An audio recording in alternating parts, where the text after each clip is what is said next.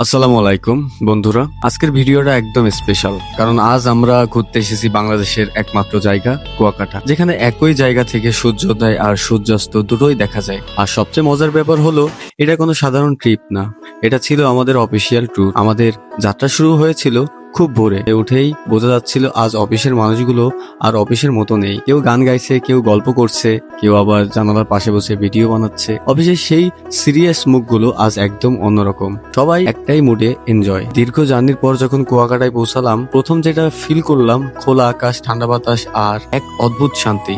মনে হচ্ছিল শহরের সব চাপ এখানে এসে নিজে নিজেই অফ হয়ে গেছে।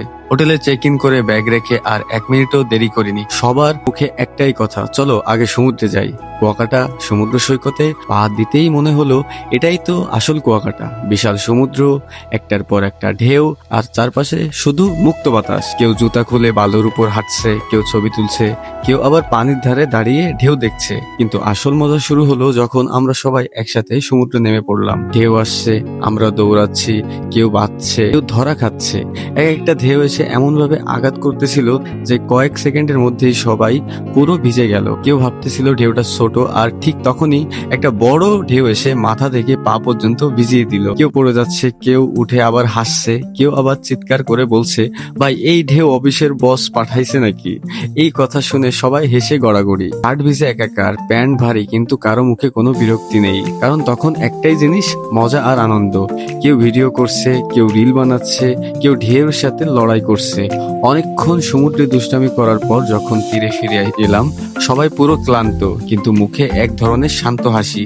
মনে হচ্ছিল অফিসের সব টেনশন ওই ঢেউয়ের সাথে ধুয়ে মুছে চলে গেছে। এরপরে আমরা গেলাম লেবুর চর। জায়গাটা এক কথায় অসাধারণ। চারিদিকে শুধু প্রকৃতি আর শান্ত পরিবেশ। এখানে গ্রুপ ফটো, শর্ট ভিডিও আর মজার পোজ সবই চলছে ফুল স্পিডে। দুপুরে খাবারের সময়টা ছিল আরেক লেভেলের। ফ্রেশ সামুদ্রিক মাছ, ভাত, ভর্তা, সবকিছুর স্বাদ ছিল অসাধারণ।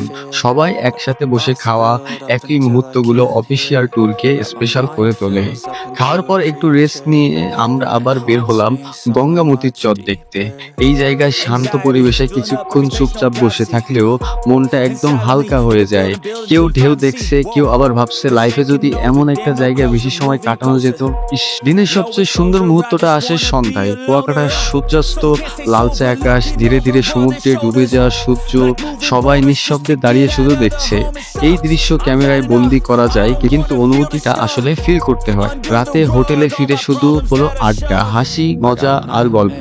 অফিসের পুরনো ঘটনা, ভিতরের জোকস, সব মিলিয়ে রাত কিভাবে কেটে গেছে টেরই পাইনি। পরের দিন খুব ভোরে উঠে গেলাম সূর্যোদয় দেখতে। শান্ত সমুদ্র, হালকা বাতাস আর নতুন দিনের আলো, এই দৃশ্য দিয়ে ট্যুর শেষ করা হলো সত্যিই পারফেক্ট। সবশেষে একটা কথাই বলবো, কুয়াকাটা শুধু একটা জায়গা না, এটা একটা অনুভূতি। আর অফিসিয়াল ট্যুর হলে সেই অনুভূতিটা হয়ে যায় আরো বেশি স্পেশাল। ভিডিওটা যদি ভালো লেগে থাকে লাইক দিও, কমেন্টে জানাও তোমার কুয়াকাটার এক্সপিরিয়েন্স। আর এমন আরো ট্যুর ভিডিও পেতে চ্যানেলে সাবস্ক্রাইব করতে ভুলবে না। আল্লাহ হাফেজ, দেখা হবে পরের ব্লগে নতুন জায়গায় নতুন গল্প নিয়ে।